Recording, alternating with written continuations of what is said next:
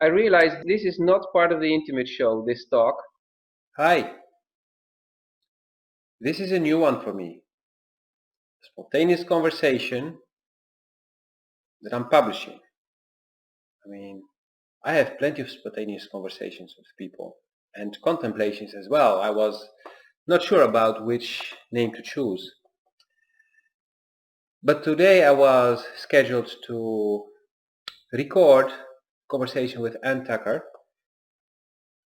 on the subject of the male and the female energy within us when conducting business, being part of the intimate show.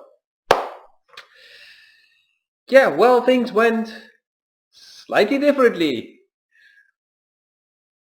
We hadn't talked before yet, so it was our first conversation face to face. We just had very short chat, and clearly it was intuitive that I felt like, okay, I need to invite her, and that she felt to say yes.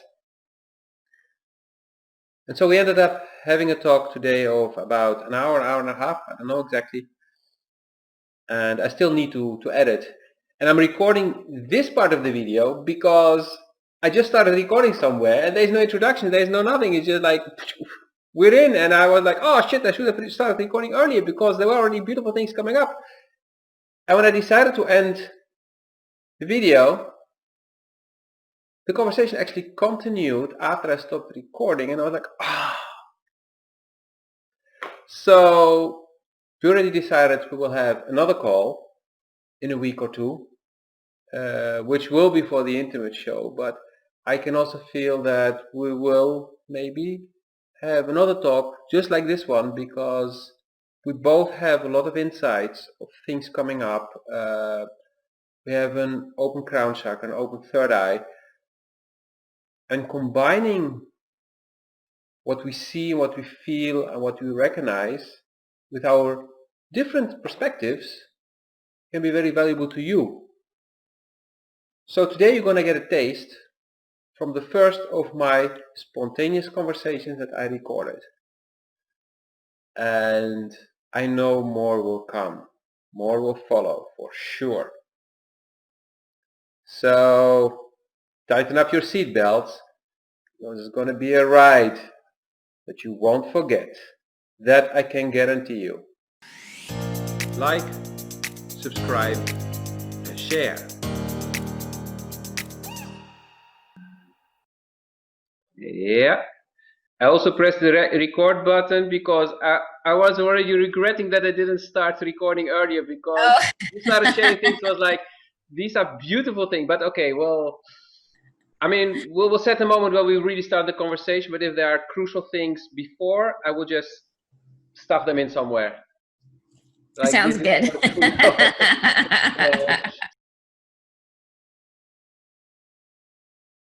So you were sharing about how you get the transmissions, and then how you see like a river flowing by. Yeah. They come by in packets, and it'll be like a packet of words. But what's interesting is sometimes they'll send the same thought 3 different ways. Mm-hmm. It's like, as it's coming by me, I kind of have to grab the thought, and if I don't grab it, it flows by. So then I can't remember. And sometimes I'll grab all 3. So you'll hear me in a channeling. I'll say the same concept. You have 3 words for the same concept. So I'll just be like, I don't know, think of like a tree, shrubs, bushes, or something. You know what I mean? It'll be like 3 words, but it's the same thing. It's because they expressed it 3 ways, knowing I would grab one of the packets. You know what I mean? But they get to, you see what I'm saying? So they're sending it to me in, like little groups. Yeah, because it's sending to you, and it's sending to multiple people at the same time, and everyone gets recognizes in his own language, from his own perspective, things, and he can grab it.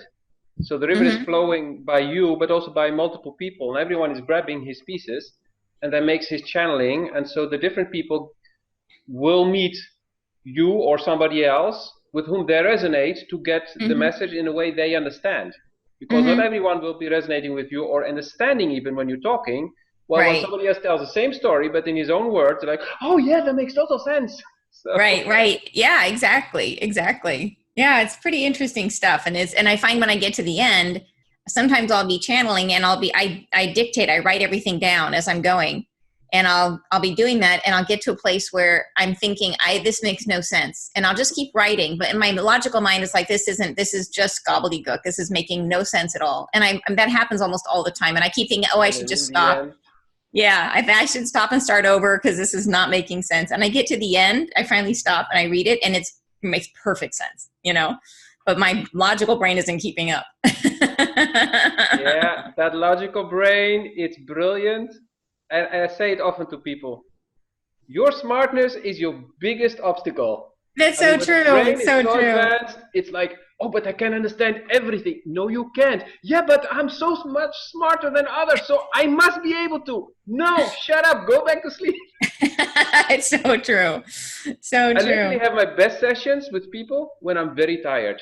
Because that's interesting. Like, and then stuff just comes out, and sometimes like, oh, what did I just say? And people are like, oh, you're so right. Thank you. I'm like, okay. So I trust now whatever comes out, no matter how hard it is, how direct sometimes, or like with zero politeness. Yes. Yeah. People just, because it's coming from the pure part. So it doesn't enter here for them as well. It just goes like boom, and like, oh yeah, and their mind is like, what did he just say? And then oh, this is true. this might be living a lie or things like that. So yeah. That's why I always try to get people out of the mind by meditation or something like that. Just to. I think that's super smart. Yeah, to let go of the need to control it. Yeah. I think you have a background that was all about control. I mean, the corporate world is like, be careful what you say and how and. Yeah, it's really true. It's really true. And I had to too, because here as I was in the corporate world when my awakening was happening. So it's like, how do I deal with that? My awakening or being in the corporate world? No, the awakening. Oh, the corporate world. I know how the corporate world is. Been there. Yeah. Done with it. Done with that. But how was the awakening? How did that happen, and how did you experience that being in those two worlds? Yeah, we do you want to? Is this part of the? Are you recording, or do you want to start the recording and we can include it? I'm already recording, so I will. Oh, perfect! So you have everything. Okay, good. Introduce yourself a little bit later. Okay, sounds great. A piece at the end where you just like, oh yeah, I'm Tucker and blah blah blah. And by the way, okay, sounds great. So, it's funny. Like I was always interested in spirituality and that kind of stuff. And my dad originally introduced me to astrology, and I read a book when I was a kid by Roald Dahl, the guy who wrote James and the Giant Peach, and also Charlie and the Chocolate Factory. He wrote a book called The Wonderful Story of Henry Sugar. And in that story, it's about a guy who goes and studies with yogis and trains himself to see with his eyes closed. And I was so fascinated by this. I would like light a candle and sit in the bathroom and like stare at the flame and see if I could like train my brain to see without my eyes. And it never worked because I'd be able to sit still for like a minute. You know what I mean? Like it wasn't going to happen. But so I was always interested.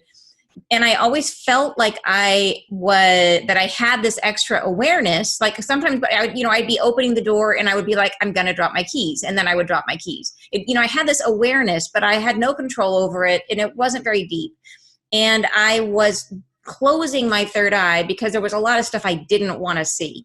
So I was deliberately shutting my third eye for a long time. And I was in a very unsuccessful marriage. And that was a lot of what I was trying not to see. And when that broke apart, that was when my intuition just exploded. And I started having it. And it actually, interestingly, like several years before that, I had a dream where I was at a park I'd never been to. And I was walking up a hill. And on my left was a man that I was with who was not my partner. But I knew in the dream that he was my partner. And then there was my two kids running up the hill, but it was not my two kids, right? There was two other kids running up towards this playground. And then there was a woman off to the side who was eating a sandwich. She had curly dark hair, eating a sandwich, sitting at a park bench with a bike leaned across against the thing. And and this was at the time when I thought I was married forever. Like it was, you know what I mean? I woke up thinking it was such a weird dream. There's something about it. I told like 5 people about this dream. And then 5 years later, I'm very surprised to me, divorced, right? And I'm dating this new guy, and we're at this park, and his sons were with us, and we're going up the hill, and his sons start running to the playground. And I'm like, oh, I got to go after to make sure they're okay. And there's the woman with the dark hair, and this, I mean, exactly like a photograph of what I had seen. So I was like, okay, mind blown. And then, but then more and more stuff like this. The first stuff that happened where I just couldn't deny it was when I started popping into other people's bodies accidentally. And that you do that a couple times and you're like, okay, what's going on? Like in the movie Being John Malkovich? Like where the first time it happened, I was coming back. I'd been at this festival called A-Fest down in Costa Rica. And I was coming back and I was thinking about a friend I had met there. And then all of a sudden I was seeing through her eyes. And I saw her, she was on an airplane, and I could see the movie she was watching, and I could see the actor in the movie. And then I saw her look over here, and I saw her look at some shoes. So I immediately texted her, and I'm like, where are you? And 2 hours later, after she gets off the flight, she texts me and she's like, oh, I was on a flight. I was like, wait, were you watching this movie? And everything I'd seen was accurate. So then I started making appointments with people because it's that's like invasive, right? Like you don't want people to just be popping in and looking at like, this is not good. Like, how do I control it? Not now. Right. I'm in the restroom. I'm having a private moment, right? Not good. But I made dates with friends. I'd be like, okay, tomorrow at 11, I'm going to come and see what you're seeing. And the second time I did it, my friend, I thought it wasn't working because I went to go look and I couldn't see anything out of her eyes, but I could feel on her lap, it felt like she was sitting underneath a tablecloth, like there was extra fabric on her legs. And I didn't know what was going on. I was like, oh, wait. I was like, I don't think it's working. So then I text her, and a couple hours later she gets back to me and she says, yeah, she was in a meditation seminar and they had blindfolds on. So she couldn't see anything, but she was cold and she had her scarf on her lap. So it was, it turned out that was a part of when I was starting my healing practice. That was a part of my healing modality was I would move into people's bodies and then the angels would move in through me. So I was the bridge. And so I didn't know that, but it was like that had to come in first so that I could start practicing my healing. And it would help you to understand what their problem was, because sometimes people don't know how to explain what the problem is. So you could go in. Yeah. Oh yeah, that's okay. Exactly. Get to work. That's exactly. And I could also feel, because I'm a person who likes confirmation. I always like to make sure so I can feel when the energy leaves, right? Like I can be in there and I feel physically when the energy leaves their body, and I can say, okay, I know it's clear. And then you can close the session. So yeah. That's important. And I don't That's very important.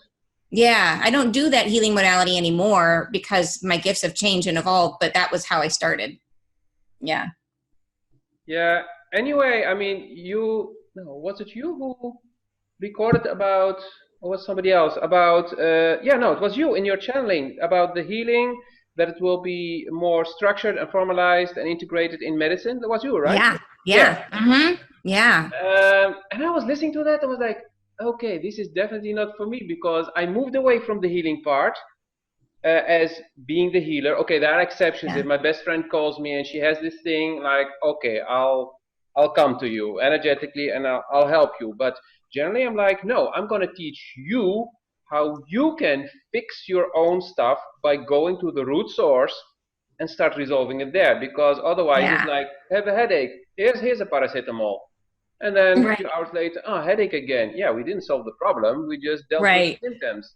Or, I fixed you, but the root source is still there, so the infection is coming back, or whatever it is, and it's useless. I'm making money, but I don't feel good about that. Yeah, right. And you want to empower people to heal. Yeah, to truly heal. Yeah. And I'm meeting more and more healers who are saying exactly the same, like, no, I'm not healing anymore. No, I teach people. How do you fix yourself? And it's not that you cannot go to somebody for help, but it's more efficient if you learn to be independent. Where you can be, and then get help when it's really needed, but a different kind of help. It's like this Chinese example where they say the beggar or the poor guy goes to the fisherman, and he says, can you give me fish? And the fisherman says, I will not give you fish, but I will teach you how to fish. Right. And then I add on that, like, I will help you fish so much that you also can both eat and start to bargain with others to give you a fish and get bread in return. Mm-hmm. I mean, that's Yeah. how you grow. And I see Richard Branson doing the same in South Africa with one of his NGOs. They help the people to become self-sufficient. Yeah. Not just donating money, because you can keep donating money, you're not helping them. Maybe at the start, but at a certain moment they need to become independent, and they will also feel better, so they will get healthier, and then they become more productive, they will inspire others, so you have this chain reaction, and it start to spread, the wealth starts to spread by people going into their strength and into their power. Yeah, absolutely. Investing in people, not just meeting their immediate needs, but truly investing in them and their gifts and their ability to do it themselves. Yeah, which is super. Yeah. So could you, just for the viewers, introduce yourself? Yeah, whichever side, because I see you have different sides. I see your LinkedIn profile is very different from all the rest that I'm seeing. Like, interesting, two different worlds. You know what's interesting is it is and it isn't. Like, to me, I feel like it's all. I mean, at this point, I feel like I'm. There was a time when I kept it very separate, and now I feel like, you know what? Nope, I'm out there. Like, I'm out of the closet fully, and it's all together. So I am all those things, right? I am. I am a business coach, so I'm the creator of Business Energetics and the Authentic Expression Test, which is what tells you your soul type, and that's super applicable to the business world, to whatever it is that you're trying to create in the world. And then I'm also an angelic channel, and I'm channeling the 9 angelic frequency series right now. So so I am, and those things to me, they make perfect sense, but of course they're compatible, but who was it who said that about something spiritual, like, and I was like, no, it's science, just we don't understand it yet.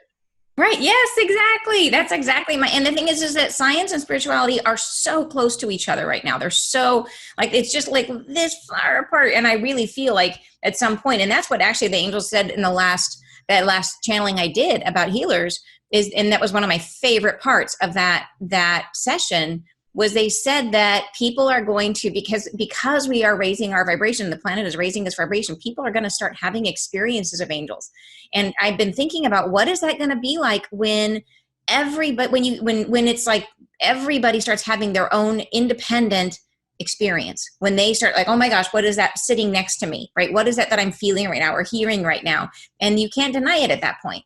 And so what does that create for someone when, maybe their whole life they've been going under this idea that things are a certain way, and then boom, there's an angel in their living room, and that it's not just happening to them, when it's happening to like everybody.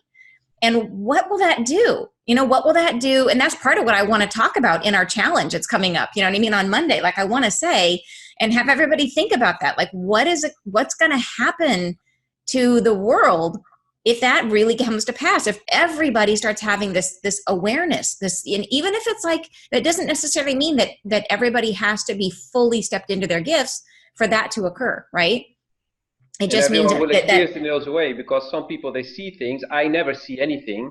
I once or twice heard a voice, but generally it's just the knowing. But then other people, they see angels, they see stuff. And I used to be frustrated about that. I remember we did a session in the sea in the Caribbean on a friend of mine. And then an hour later, a friend of us who was still on the beach, she was like, oh, I saw all those angels coming out of the sea. And I was like, I was in the salty water. It was great, but I didn't see anything. Why can I not see anything? It's so boring. It's not fair. But now I'm like, that's it. Right. I don't need to. I just need to know what to do. Maybe that's because I'm a man. So I'm like, okay, things are like that. So we're going that way, or we're going that way. Right. Fine. Right. So I just wanted to add this, because some people will be like, but I still don't see angels, and my neighbor sees. But maybe you hear something, or you just know, like you know this is going to happen, and then it happens. Yeah. Exactly. Even if it's years in advance. Mm-hmm. So there's so many different ways. And they maybe it'll be in their dreams, but I think that what they were saying was that I think it's going to be just because right now, the reason we don't see them is because historically our vibration has been so much denser that there was too much of a gap. And I feel like that gap, as that gap gets narrower and narrower, then it becomes easier and easier for them to be, it's like that veil just gets thinner and thinner and thinner.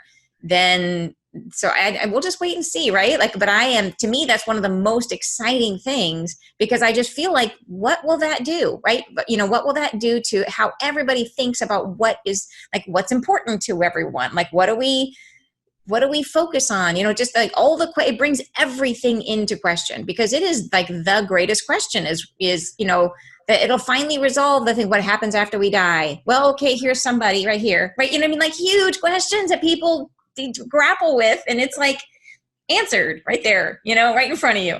So, and whether there's, like you said, whether they're seeing it or hearing it or experience, like the angel said, they'd be experiencing it, having their own individual experience.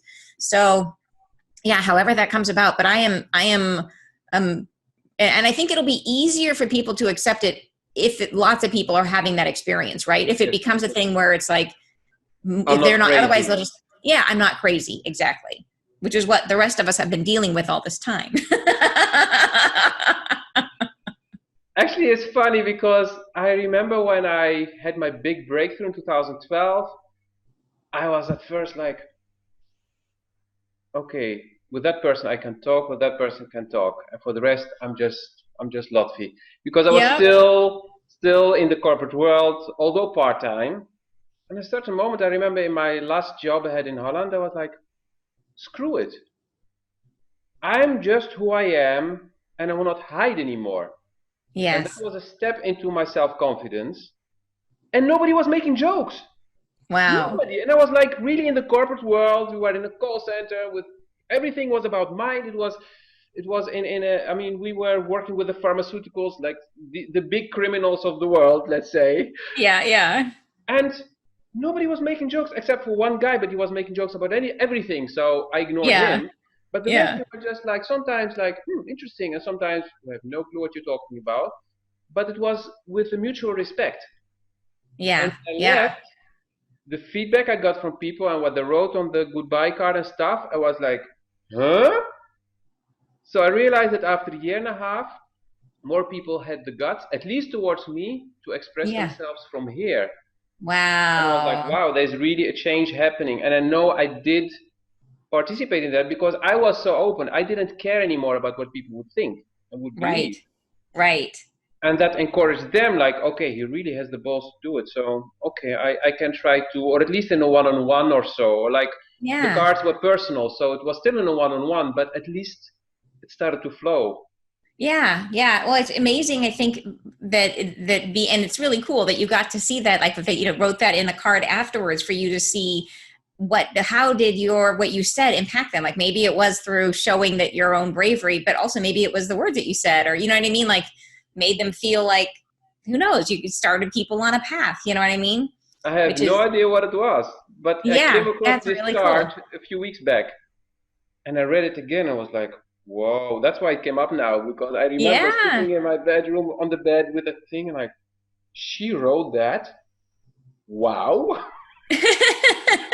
But that made total sense because I resonated with this woman immediately from the moment she entered. And I really supported her as a teammate, and she was leading another team, but I was really helping her, like, okay, you can do it.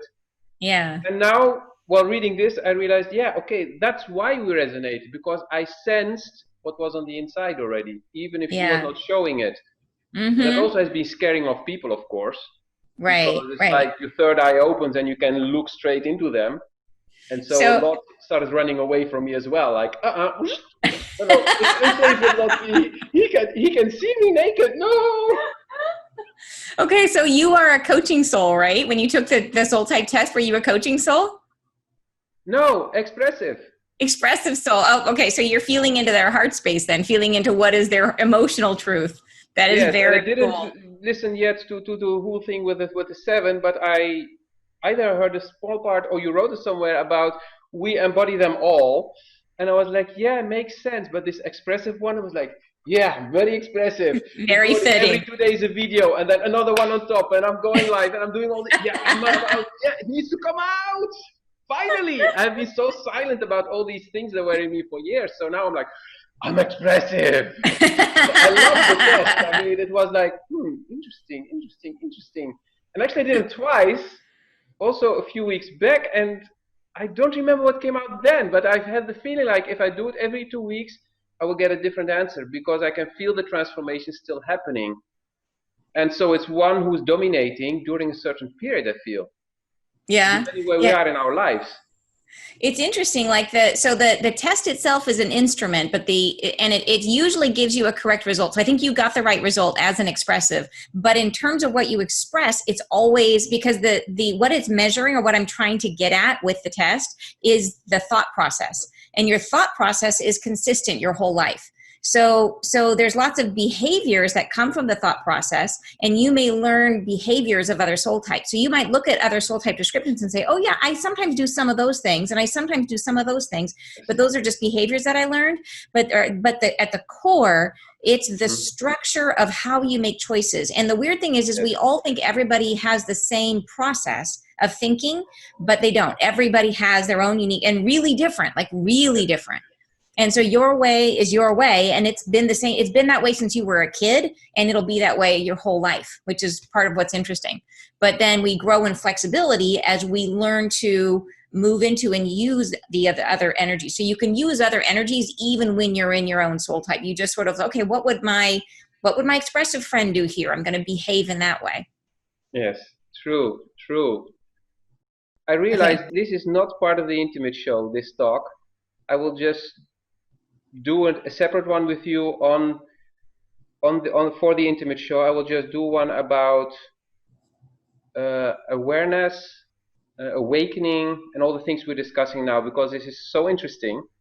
And I will publish it, and yeah, I don't know how we'll name it yet, but I'll run it by you. I will share with you, because this is really very interesting, and we didn't get close to the intimate part, although this is needed for the true intimacy to actually exist. So maybe I'll make it a two-part video. I don't know. I will just see. I don't know how much time you have left now. Yeah, we've got another half hour, so we still have good time. So we continue on this path, and we'll just schedule another one specifically for the male and the female on the work floor, because I loved that video and how you talked about that, and for me that's very linked to the intimacy part. Oh yeah. I would like to do that one separately. Yeah. On another time, and we just schedule that. But I would love to continue on this path, because this is so important. Because one of the things that's happening when you say the vibration is raising, that's also the reason why we're getting so tired, because our bodies need to adapt. We are mutating. Our genetics are mutating. Scientists know this, but the media is not talking about it, because whatever reason they want to hide, like they're hiding so much stuff. But we're transforming, and every time there's a big transformation, the body needs energy. That's also why we suddenly crave certain foods, even if they seem unhealthy for us. But these foods are the closest that we have that contain a certain thing our body needs in that moment. And all the rest will just be flushed out afterwards. So you may have to run to the toilet a few hours later because stuff is running, but that's okay, because that's just your body cleaning. But it took that one thing your body needed to adjust again, to build something, to grow. So even those who are vegetarian or even vegan, when you crave meat or something like that, or fish at a certain moment, don't be so religious and listen to your body.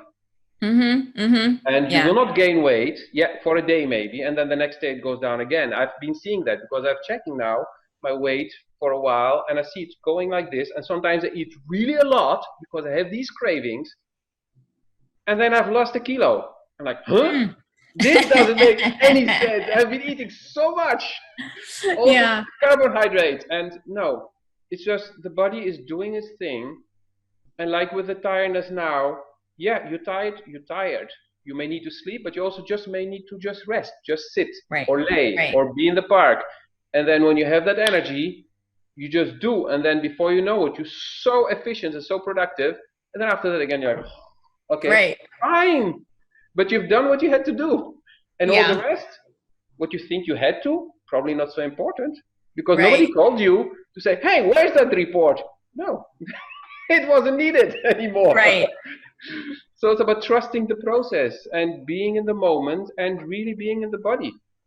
Yeah, you know, it's interesting what you were saying about that. You feel like they're upgrading all of us, that they're going through DNA changes, and they actually said to me the other day, they'll ask me, and this time they asked my permission. They said, "Do you want to have this upgrade?" And they talked about what was going to happen, and they said they would be coming in when I was sleeping, when they had my full focus when I was sleeping, and they were going to be doing these changes, and they said it would take a fortnight. So that's 2 weeks. They said it would take 2 weeks. And I said, yes. And then for the next 3 nights, I would wake up at 4 o'clock in the morning. I wasn't sleeping. I mean, it was a rough go for a couple nights. And finally last night I got some decent rest, but I was like, okay, this is there. I said, yes, you know, I signed up for it. So yeah, they're doing something, right? I know. And what's hard is when I was writing down what it was going to be, I'm writing it down with my eyes closed. And sometimes, because I'm trying to keep track with my finger where I'm writing, but sometimes I write on top of the previous sentence. And so right in the meat of it, of like saying what I was going to get from doing this, I wrote over my own sentence. So I'm not totally clear on what I signed up for. But and do you need to know? That's the thing is, you know what I mean? I mean, like, actually, I do like to know, because I've had many of these types of questions come up, and where they've asked me, and I like to know. I do like to know, because I feel like there's times where they've asked me to take on different commitments and things like that. And I feel like it helps for me to know at a conscious level what's happening. But in this one, it was like I got enough of an understanding that I was like, yeah, I'm totally in. Let's do this. Okay. But at other times, like where they actually asked me at one point if I wanted to extend my lifespan, and I agreed. And then there was another time they asked. So there's different things that they'll ask you. At one time I switched out guides. There's different things that will happen. I believe the knowing happens when you need to know it. Then you know. Mm-hmm. Yeah. And not when the mind wants it. Yeah. Or if you're revising a soul contract, right? That's something that you need to have agreement on. Yeah. Could you explain that for the viewers, what that means? Revising a soul contract? Yeah. So before, when you are lucky enough to be able to come to Earth, you plan your life out in pretty good detail. So all of the people that you're going to meet, not everybody that you meet, but the people who are going to be important on your journey, and that may show up. So you may when you may have certain karmic things in your life, that in your energy, that you want to resolve in this lifetime. And karma is just the areas when you're in judgment of yourself. So say, for example, in a previous life, you did something that you felt bad about, in a previous life, that maybe you cheated somebody out of something, or you did something where you harmed someone. And so when you crossed over, you felt bad about that. And you think, gosh, I really wish I hadn't done that. And you want a chance to make it right. So when you come back again, you're going to make plans with that soul and say, okay, you're going to be on the planet at the same time that I'm going to be on the planet. Can we meet? And can I please have an opportunity to make that better, so I forgive myself? So we have all these, and as a healer, you may have a soul contract to heal different people. Like you may have an agreement in advance to say, hey, I'm going to show up in your life right when you need it to help you get rid of this particular problem that you're facing. Right. So we have all different types of soul contracts. And you've got soul contracts with your spouse, or with your partners, with all the major people in your life. And then also people that you might meet someone for an afternoon and resolve a soul contract. Right. It might be somebody. And what's interesting, I actually had a dream once showing me practicing those events, where in the dream I was in my between lives, and I was planning this lifetime, and I was there with my guide, and we're watching, and it's like looking at a film strip, and we're watching the film strip go by, and we're rehearsing one specific moment, and we keep playing it over and over and over again to see what we have to do to make it go exactly right. And so what we'd play it one way, and then I would jump into the film strip and I would live it, and we would see the outcome, and then I would jump back out and we try it another way, and then I jump into the film strip and live it and jump back out again. And it was rehearsing one specific, very important moment to make sure that it went the way it needed for me to fulfill my soul contract. Isn't that amazing? Yes. And I'm visualizing it. And what comes to me is DC Legends of Tomorrow, the series. I don't know if you know it, but they go back in time and they correct the timeline.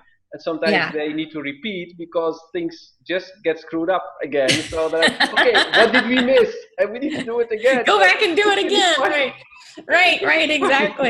Exactly. Oh, and I didn't really answer what you said about the soul contracts. So we have these soul contracts coming in, but you can renegotiate those soul contracts. So when a contract is resolved, or so say for example that you're in a contract with somebody else, say that you're married to someone that you have a soul contract with, but they are not living up to their end of the bargain, that they are not fulfilling what they're supposed to do, then at that point you can be released from the contract. So, and that can often happen if a marriage, like say for example, if you really grow, like maybe you're growing and they're not, you can be released. Or if you've come as far as you can together, you can be released from the contract. Actually, I heard about a year and a half ago, and I don't remember who was the teacher who was going around the globe teaching this, that it was time to end all the contracts, to be contract free. And these were like the heavy ones with the old heavy karmic. The things that would keep you entangled with somebody else, also in this life, let's say an ex or things like that, or an old colleague, and like, okay, cut. And I really worked on that, and somehow I felt more free. Because in the end, the stuff that I really have to do from, let's say, from a good heart, I will do them anyway. But I don't need a contract that will force me in doing something on a certain time when it's not right for me anymore. Because times are changing, and maybe before these heavy contracts could exist because everything was so dense, but maybe it's linked to also the change of frequency. And for those who don't know this, literally our whole Milky Way moved into a different area in space with a higher frequency. Science has proven that, and let's say we crossed the border in 2012. So the end of the world, end of the Mayan calendar, just like we start every 12 months. The Mayans were just more advanced. They had like 10,000 or I don't know how many thousands of years calendar. But these things change. So now I believe even if we still have contracts, they're like lightweight contracts, like a simple piece of paper, like, hey, I'm going to help you with that thing at that moment. And that's it. Not like, okay, and you're going to be stuck to me for this whole life because back then you screwed up so badly, so you need to suffer a whole... No, that's bullshit. There is no need for suffering, and I also believe suffering is a choice. I agree. Where struggling is growing, evolving, getting stronger, and then moving on. I think that's a good distinction, a very good distinction between struggling and suffering.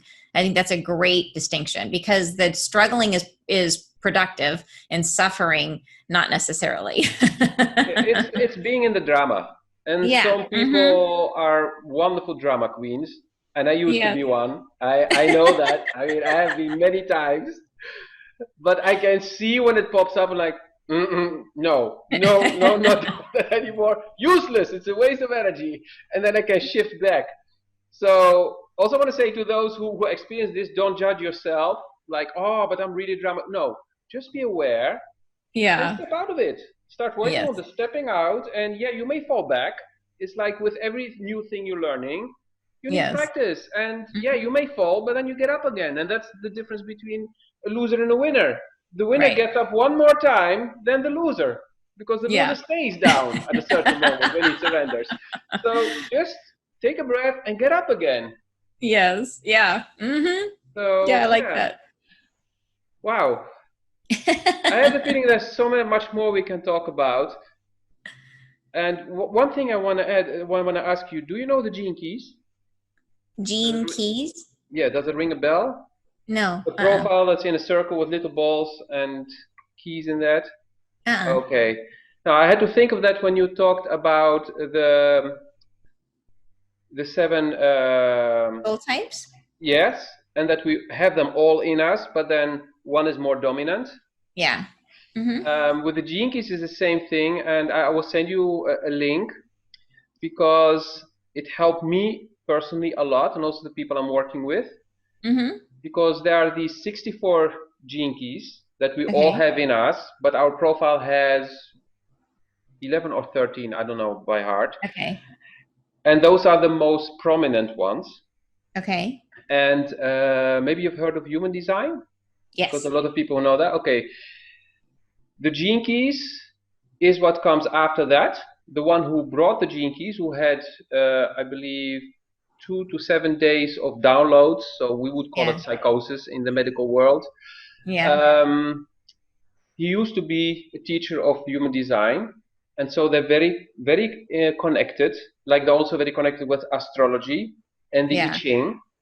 And the Gene Keys has, like every key has 3 things, which is the shadow, the gift, which you can actively work on, and then the city, which you will reach while being in the gift. Okay. And these really gives you the possibility to grow.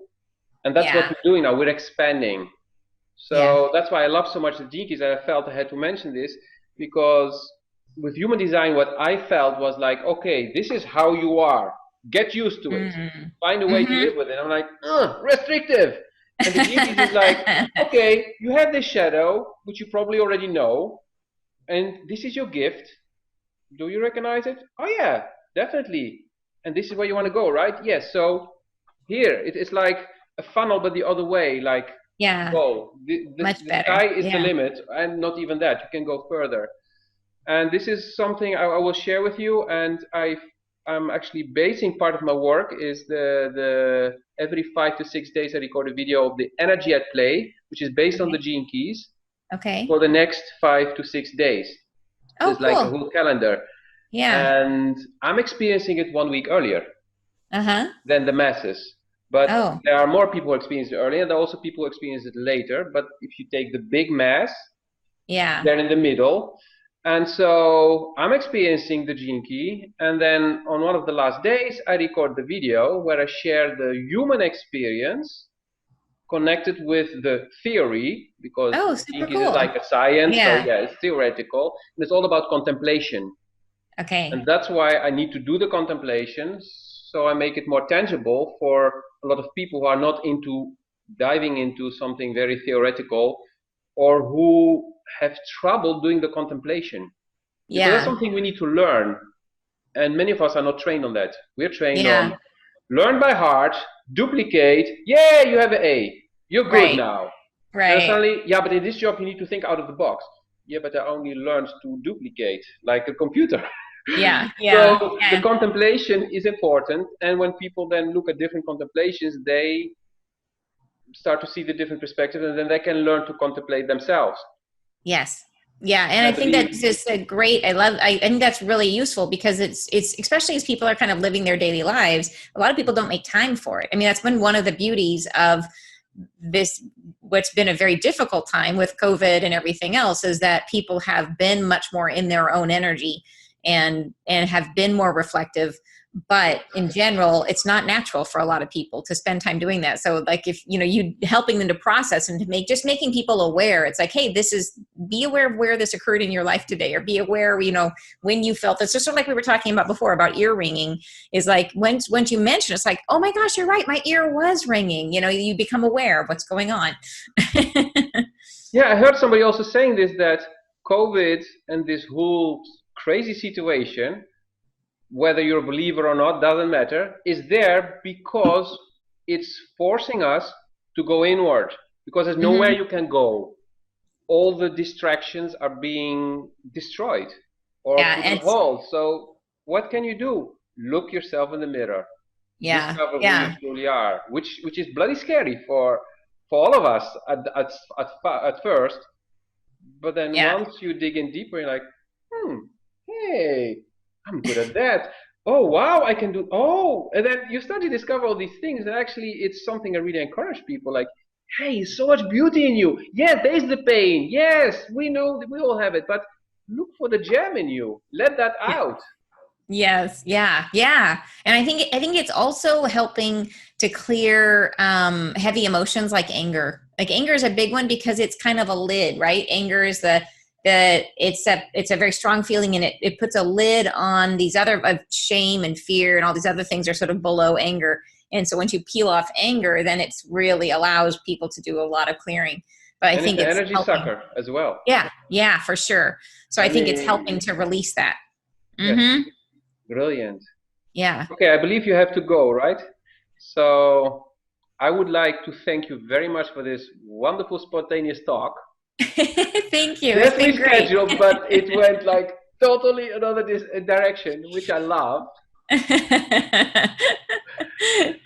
We will see you back soon. We will schedule the talk about the male and the female energy, masculine and feminine. Sounds great. Sounds great. On the work floor.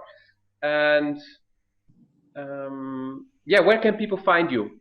In short, I mean, of course, I will add the links, but just thank you. Yeah, the best place is my website, which is annetucker.com. It's ANNE Tucker.com, and my Facebook group is Spirit Means Business.